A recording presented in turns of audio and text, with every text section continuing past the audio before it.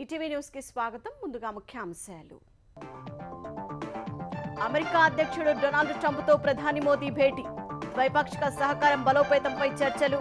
ఇరు దేశాలకు మేలు చేసే వాణిజ్యం ఒప్పందానికి అంగీకారం. అక్రమ వలసలకు భారత్ వ్యతిరేకమన్న ప్రధాని మోదీ. అమెరికాలో చట్టవిరుద్ధంగా ఉంటున్న తమ పౌరులను తీసుకెళ్తామని ప్రకటన. మానవ అక్రమ రవాణాపై దాడికి పిలుపు. ప్రతీకార సుంకాలపై పంతం నెగ్గించుకున్న ట్రంప్. ఎగ్జిక్యూటివ్ ఆర్డర్పై సంతకం. అందరికీ న్యాయం జరుగుతుందని వ్యాఖ్య.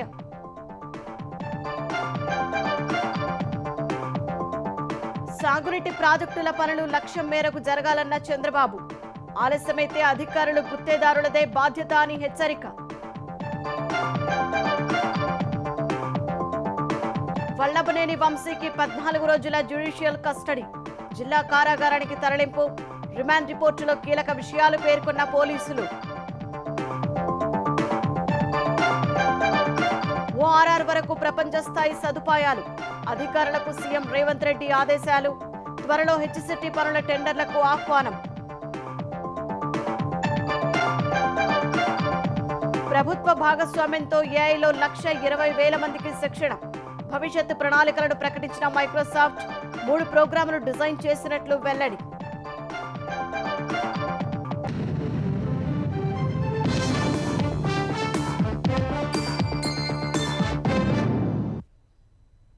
అమెరికా అధ్యక్షుడు డొనాల్డ్ ట్రంప్తో ప్రధానమంత్రి నరేంద్ర మోదీ భేటీ అయ్యారు. ద్వైపాక్షిక అంశాలపై చర్చలు జరిపారు. ఈ భేటీలో ప్రధానంగా సుంకాలు, వలసలు, ఇరు దేశాల మధ్య వ్యూహాత్మక భాగస్వామ్యం తదితర అంశాలపై దృష్టి సారించారు. భారత్ అమెరికాకు మేలు చేసే వాణిజ్య ఒప్పందానికి ప్రధాని మోదీ ట్రంప్ అంగీకారానికి వచ్చారు. అమెరికాలో పర్యటిస్తున్న ప్రధాని నరేంద్ర మోదీ అధ్యక్షుడు డొనాల్డ్ ట్రంప్ తో సమావేశమయ్యారు. ఓవల్ ఆఫీసులో జరిగిన ఈ భేటీలో విదేశాంగ మంత్రి జయశంకర్, జాతీయ భద్రతా సలహాదారు అజిత్ డోభాల్ సహా ఇతర ఉన్నతాధికారులు పాల్గొన్నారు. శ్వేత సౌధంలోకి అడుగుపెట్టిన మోదీని ట్రంప్ ఆప్యాయంగా ఆలింగనం చేసుకున్నారు. వి మిస్ యూ ఎలాట్ అంటూ ఆలింగనం చేసుకున్నారు. అనంతరం ప్రధాని మోదీ డొనాల్డ్ ట్రంప్ ద్వైపాక్షిక చర్చలు జరిపారు. రెండోసారి వైట్ హౌస్ లోకి అడుగుపెట్టిన ట్రంప్నకు 140 కోట్ల మంది భారతీయుల తరపున అభినందనలు తెలియజేస్తున్నట్లు మోదీ తెలిపారు. ట్రంప్ అనే పేరు మేక్ అమెరికా గ్రేట్ అగైన్ అనే వ్యాఖ్య విడదీయలేనివని మోదీ వివరించారు. అలాగే 140 కోట్ల మంది భారతీయుల్ని కూడా 2047 నాటికి అభివృద్ధి చెందిన దేశంగా అవతరించాలనే సంకల్పం ఉందని మోదీ తెలిపారు. ట్రంప్ హయాంలో ఇరు దేశాల మధ్య మంచి సత్సంబంధాలు ఉంటాయని ఆకాంక్షించిన మోదీ అహ్మదాబాద్, హ్యూస్టన్లలో నిర్వహించిన నమస్తే ట్రంప్, హౌడీ మోడీ ర్యాలీల గురించి ప్రపంచవ్యాప్తంగా ఇప్పటికీ చర్చించుకుంటున్నారని గుర్తు చేశారు. ప్రాచీన ప్రజాస్వామ్య దేశమైన అమెరికా, అతిపెద్ద ప్రజాస్వామ్య దేశమైన భారత్లు కలిస్తే 1-1-11 అవుతుందని మోదీ చెప్పారు. विश्व का सबसे पुराना लोकतंत्र भारत विशाल लोकतंत्र और इसलिए हम दोनों का मिलने का मतलब 1+1 2 नहीं, 1 और 1 11 होता है और ये 11 की शक्ति, वो ताकत विश्व के कल्याण के भी काम आएगी। मैं राष्ट्रपति ट्रंप का, मेरे एक अच्छे मित्र का हृदय से आभार व्यक्त करता हूं कि हम फिर से एक बार प्रगति की राह पर नई ऊंचाइयों को छूने के लिए चल पड़ेंगे. ఉక్రెయిన్ యుద్ధం గురించి మాట్లాడిన ప్రధాని మోదీ ఇది యుద్ధాల యుగం కాదని రష్యా అధ్యక్షుడు పుతిన్ కు చెప్పినట్లు వివరించారు. సమస్యల పరిష్కారం యుద్ధ క్షేత్రంలో దొరకదని, సంప్రదింపులతోనే సాధ్యమవుతుందని పుతిన్ కు చెప్పినట్టు వెల్లడించారు. భారత్ తటస్థ దేశమని అంతా అనుకుంటారని, ఆ అభిప్రాయం సరికాదన్నారు. భారత్ ప్రపంచ శాంతి వైపు నిలబడి ఉంటుందని వివరించారు. అనంతరం మాట్లాడిన ట్రంప్ మోదీని గ్రేట్ లీడర్ అంటూ ప్రశంసించారు. అమెరికా, భారత్తో పాటు తనకు మోదీకి మధ్య మంచి స్నేహ సంబంధాలు ఉన్నాయని ట్రంప్ చెప్పారు. ఇరు దేశాల మధ్య మంచి ఐకమత్యం ఉందని వ్యాఖ్యానించారు. I think more than anything else will be the unity. We have great unity. We have great friendship, he and I and our countries. And I think it's only going to get closer. But it's very important that we remain united as countries. We're friends and we're going to stay that way. వాణిజ్యం విషయంలో భారత్తో కఠినంగా వ్యవహరిస్తే చైనాతో ఎలా పోరాడతారని విలేకరి అడిగిన ప్రశ్నకు ట్రంప్ సమాధానమిచ్చారు. తాము ఎవరినైనా ఓడించే గొప్ప స్థితిలో ఉన్నామన్నారు. అయితే తాము ఎవరిని ఓడించాలి అనుకోవడం లేదని ట్రంప్ సమాధానమిచ్చారు. కేవలం అమెరికన్ ప్రజల కోసం మంచి పనులు చేస్తున్నామన్నారు. 4 ఏళ్లు తాను మంచి పాలన అందిస్తే బైడెన్ భయంకర పాలనతో ఆటంకం ఏర్పడిందని ఆక్షేపించారు. ఇప్పుడు మళ్లీ మునుపటి కంటే చాలా బలంగా లేదా వేగంగా ముందుకు సాగుతామని ట్రంప్ స్పష్టం చేశారు. ఉక్రెయిన్లో శాంతిని నెలకొల్పే ప్రణాళికలో భారత్ పాత్రపై మాట్లాడిన ట్రంప్ తాము బాగా కలిసిపోయి పనిచేస్తున్నట్లు వివరించారు. అలాగే రెండు దేశాలు రికార్డు స్థాయిలో వ్యాపారం చేయబోతాయని అనుకుంటున్నట్లు ట్రంప్ చెప్పారు. సమీప భవిష్యత్తులో భారత్ అమెరికాలో అనేక పెద్ద వాణిజ్య ఒప్పందాల్ని ప్రకటించబోతున్నాయని వెల్లడించారు. భారత్ అమెరికా కోసం కొన్ని అద్భుతమైన వాణిజ్య ఒప్పందాల్ని కుదుర్చుకోబోతున్నామని చెప్పారు. భారత్ అమెరికా మధ్య వాణిజ్యాన్ని 2030 వరకు రెట్టింపు చేసే దిశలో ముందుకు సాగుతున్నట్లు ప్రధాని నరేంద్ర మోదీ తెలిపారు. అమెరికన్లకు మేక్ అమెరికా గ్రేట్ అగైన్ సంకల్పం ఉన్నట్లే భారతీయులకు వికసిత్ భారత్ సంకల్పం ఉందన్నారు. ఓవల్ ఆఫీసులో ద్వైపాక్షిక చర్చల తర్వాత మోదీ ట్రంప్ సంయుక్తంగా మీడియా సమావేశం నిర్వహించారు. రెండు దేశాలకు పరస్పరం ప్రయోజనం చేకూర్చే వాణిజ్య ఒప్పందాన్ని పూర్తి చేయడంపై పనిచేస్తున్నట్లు చెప్పారు. భారత్ ఇంధన భద్రత కోసం చమురు, గ్యాస్ వాణిజ్యాలను బలోపేతం చేస్తామని మోదీ వివరించారు. ఇంధన మౌలిక సదుపాయాలు, అణుశక్తి, చిన్న మాడ్యులర్ రియాక్టర్ల రంగాల్లో సహకారాన్ని మరింతగా పెంచుకోవడంపై అమెరికా, భారత్ దృష్టి సారించినట్లు వెల్లడించారు.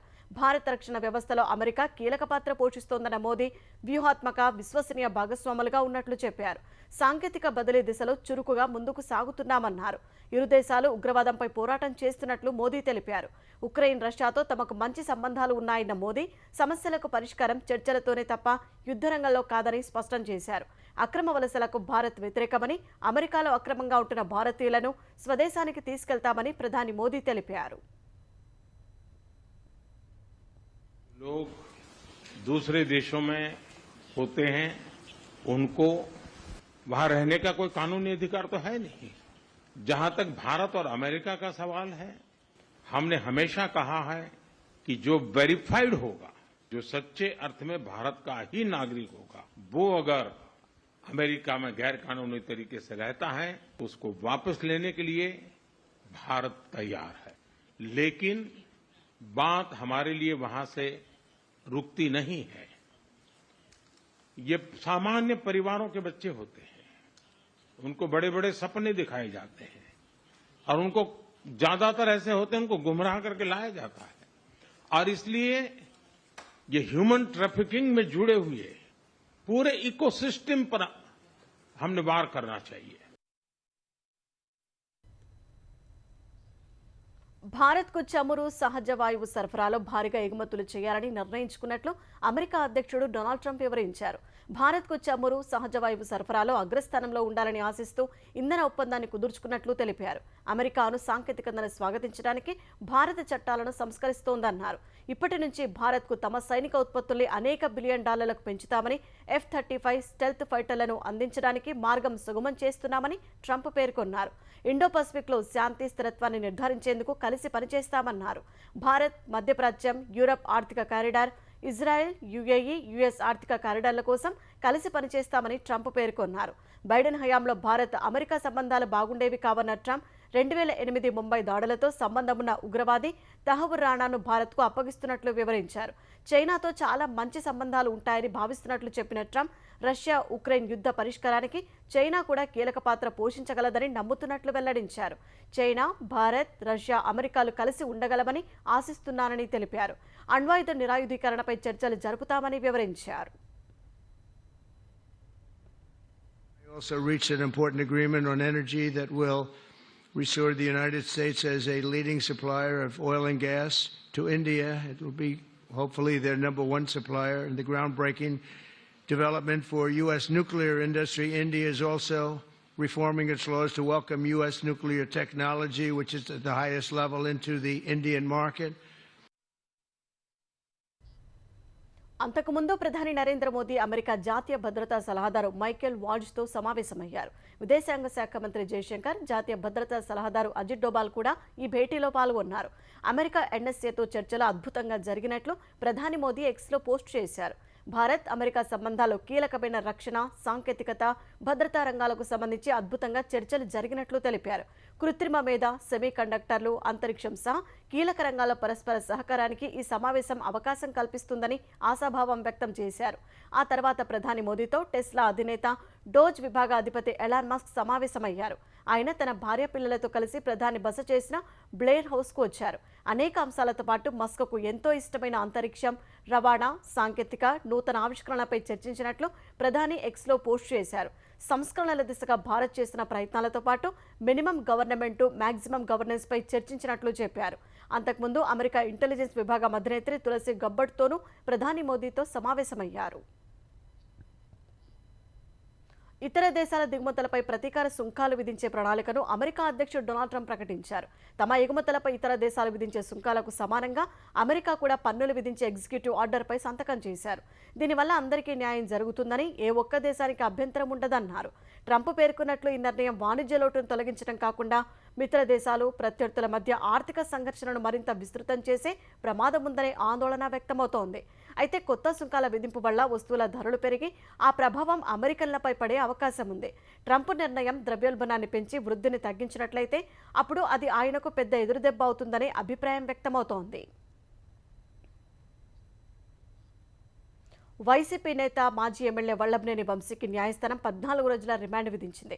వంశీతో పాటు మరో 2 నిందితులను పోలీసులు విజయవాడ జిల్లా జైలుకు తరలించారు. సత్యవర్ధన్ను బెదిరించిన కేసులో వల్లభనేని వంశీని పోలీసులు నిన్న హైదరాబాద్లో అరెస్టు చేశారు. వైసీపీ హయాంలో అధికారం అండతో రెచ్చిపోయిన గన్నవరం మాజీ ఎమ్మెల్యే వల్లభనేని వంశీని పోలీసులు ఎట్టకేలకు అరెస్ట్ చేయగా న్యాయస్థానం ఆయనకు 14 రోజుల రిమాండ్ విధించింది. వంశీతో పాటు మరో 2 నిందితుల్ని పోలీసులు విజయవాడ జిల్లా జైలుకు తరలించారు. గురువారం తెల్లవారుజామున హైదరాబాద్లో నాటకీయ పరిణామాల మధ్య వల్లభనేని వంశీని పోలీసులు అరెస్ట్ చేసి విజయవాడకు తరలించారు. కిడ్నాప్, దాడి, ఎస్సీ/ఎస్టీ అట్రాసిటీ వ్యవహారంలో వంశీతో పాటు మరికొందరిపైన విజయవాడ పటమట స్టేషన్లో కేసు నమోదైంది. దర్యాప్తులో భాగంగా పోలీసు బృందం హైదరాబాద్ చేరుకుంది. రాయదుర్గంలో వంశీ నివాసం ఉంటున్నట్లు తెలుసుకున్న పోలీసులు తెల్లవారుజామున వెళ్లి ఆయన ఇంటి తలుపు తట్టారు. కేసు వివరాలు వివరించి అరెస్టు చేస్తున్నట్లు తెలిపారు. పోలీసులతో వాగ్వాదానికి దిగిన వంశీ ముందస్తు బెయిల్ పిటిషన్ పేరు చెప్పి తప్పించుకునే ప్రయత్నం చేశారు. అరెస్టు వారెంట్ చూపడంతో వెనక్కి తగ్గారు. దుస్తులు మార్చుకుని వస్తానని గదిలోకి వెళ్లిన వంశీ వైకాపా నేతలు, సన్నిహితులు, అనుకూల మీడియా ప్రతినిధులకు ఫోన్లు చేస్తూ ఉండిపోయారు. పోలీసులు అరెస్ట్ చేయడానికి వచ్చారని, వెంటనే తన ఇంటి వద్దకు రావాలని కోరారు. తన వాహనాన్ని అనుసరిస్తూ వచ్చి అవసరమైతే అడ్డుకోవాలని సూచించారు. సుమారు 40 నిమిషాల పాటు గదిలోనే ఉండిపోయిన వంశీని బయటకు రావాలని పదే పదే సూచించడంతో ఎట్టకేలకు బయటకొచ్చారు. ఉదయం 8 గంటల ప్రాంతంలో ఆయన్ను అదుపులోకి తీసుకుని విజయవాడ తరలించారు. కృష్ణలంక స్టేషన్లో పోలీసులపై మరోసారి వల్లభనేని వంశీ చిందులు తొక్కారు.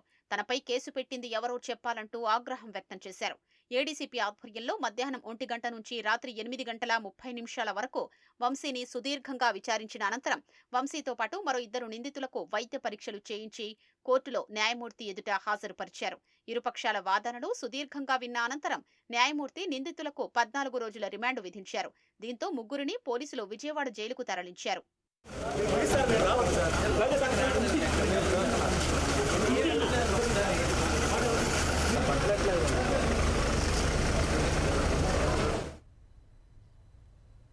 సాగునీటి ప్రాజెక్టులు లక్ష్యానికి అనుగుణంగా పూర్తి కావాల్సిందేనని ముఖ్యమంత్రి చంద్రబాబు తేల్చెప్పారు. అన్ని అనుమతులు, నిధులు ఉన్న ప్రాజెక్టుల్లో జాప్యాన్ని సహించేదే లేదన్నారు. జలవనరుల శాఖపై సమీక్ష నిర్వహించిన సీఎం 2027 జూన్ నాటికే నీరిచ్చేలా పోలవరం పనులు జరగాలని అధికారులను ఆదేశించారు. వెలిగొండ ప్రాజెక్టుపై ప్రత్యేక దృష్టి పెట్టామని, త్వరలోనే సందర్శిస్తామని సీఎం చెప్పారు. సాగునీటి ప్రాజెక్టుల పనులు లక్ష్యం మేరకు జరగాలని సీఎం చంద్రబాబు అధికారుల్ని ఆదేశించారు. గత ప్రభుత్వం సాగునీటి రంగానికి తీరని ద్రోహం చేసిందని, వాటిని సరిదిద్ది రైతులకు సాగునీరు అందించాలంటే పనులు వేగంగా జరగాలన్నారు.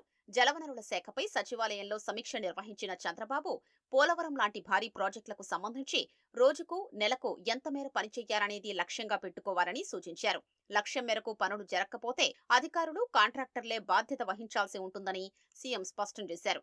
అనుమతులతో పాటు నిధుల సమస్య లేని ప్రాజెక్టుల్లో జాప్యాన్ని సహించేది లేదన్నారు. పోలవరం పనులపై అధికారులు ప్రెజెంటేషన్ ఇచ్చారు.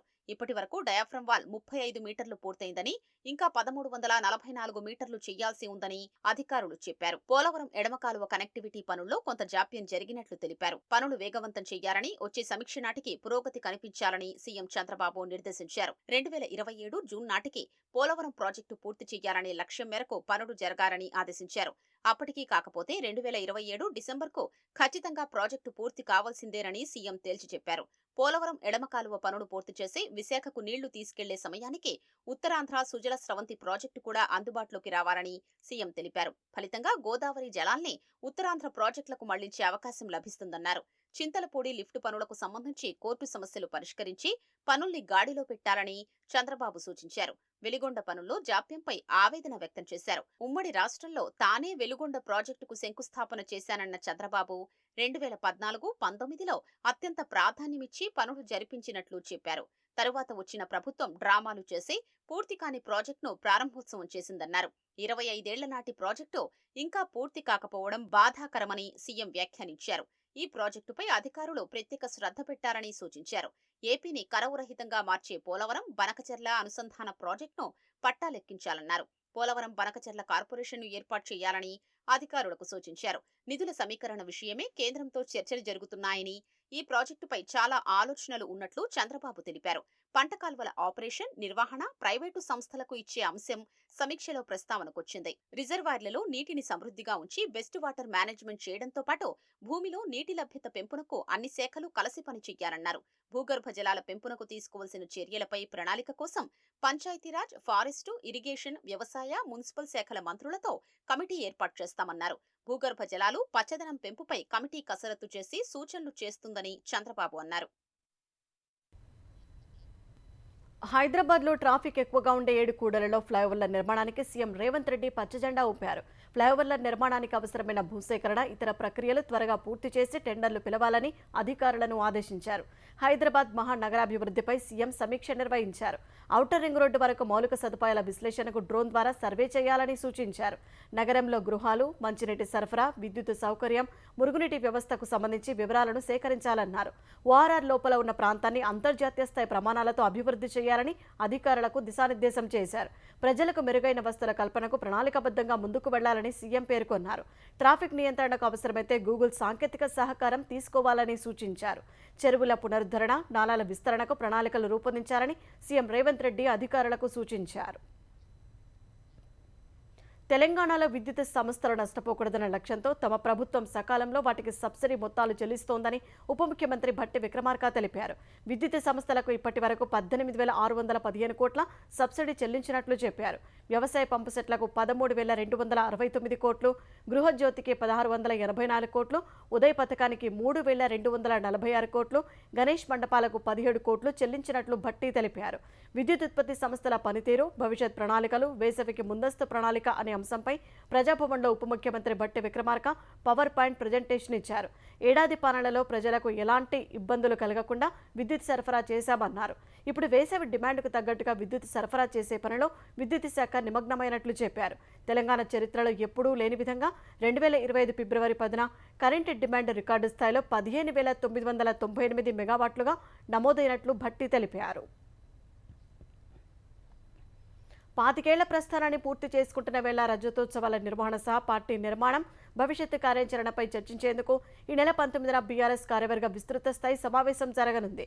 కేసీఆర్ అధ్యక్షతన జరిగే సమావేశంలో పార్టీ రాష్ట్ర కార్యవర్గం, జిల్లా అధ్యక్షులు, ప్రస్తుత మాజీ ఎంపీలు, ఎమ్మెల్సీలు, ఎమ్మెల్యేలు, వేర్వేరు కార్పొరేషన్ల మాజీ చైర్మన్లు, జడ్పీ చైర్మన్లు, డీసీసీబీ, డీసీఎంఎస్ అధ్యక్షులు, నియోజకవర్గ ఇన్ఛార్జీలు పాల్గొననున్నారు. ఈ భేటీలో సభ్యత్వ నమోదు, పార్టీ నిర్మాణంపై చర్చించనున్నట్లు బీఆర్ఎస్ కార్యనిర్వాహక అధ్యక్షుడు కేటీఆర్ తెలిపారు.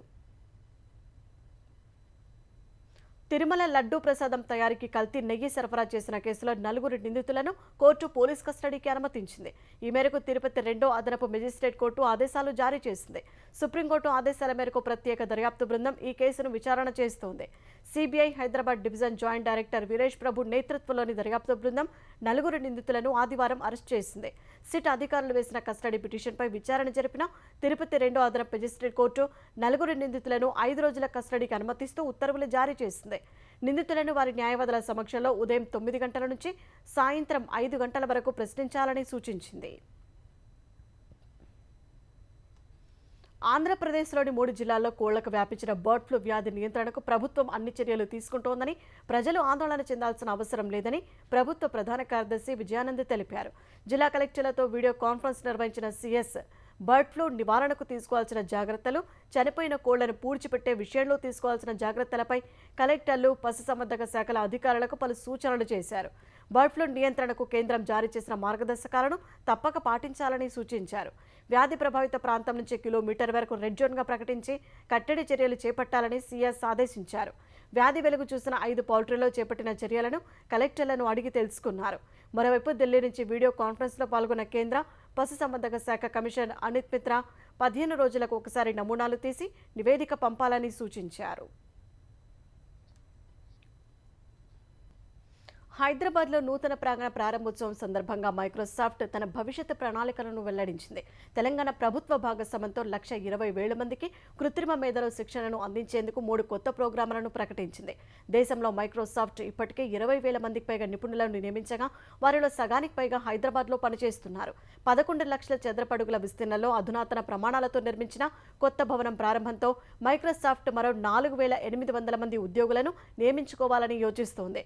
అడ్వాంటా జీఈ తెలంగాణ కార్యక్రమం పేరిట మైక్రోసాఫ్ట్ 500 ప్రభుత్వ పాఠశాలల్లో ఏఐ కోర్సును పరిచయం చేసేందుకు ఏఐ ఫౌండేషన్స్ అకాడమీని ప్రారంభిస్తోంది. తెలంగాణలో హైపర్ స్కేల్ కృత్రిమ మేధ డేటా సెంటర్లలో రాబోయే సంవత్సరాల్లో 15,000 కోట్ల పెట్టుబడి పెట్టనున్నట్లు మైక్రోసాఫ్ట్ ప్రకటించింది. దీంతో హైదరాబాద్ ప్రపంచవ్యాప్తంగా మైక్రోసాఫ్ట్కి అతిపెద్ద డేటా హబ్గా అవతరించనుంది.